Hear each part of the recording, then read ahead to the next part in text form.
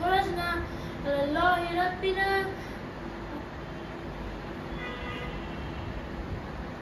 তাওয়াক্কালনা অর্থ আল্লাহর নামে প্রবেশ করলাম, আল্লাহর নামে বের হলাম এবং আমাদের রব আল্লাহর উপরই ভরসা করলাম। মাশাআল্লাহ।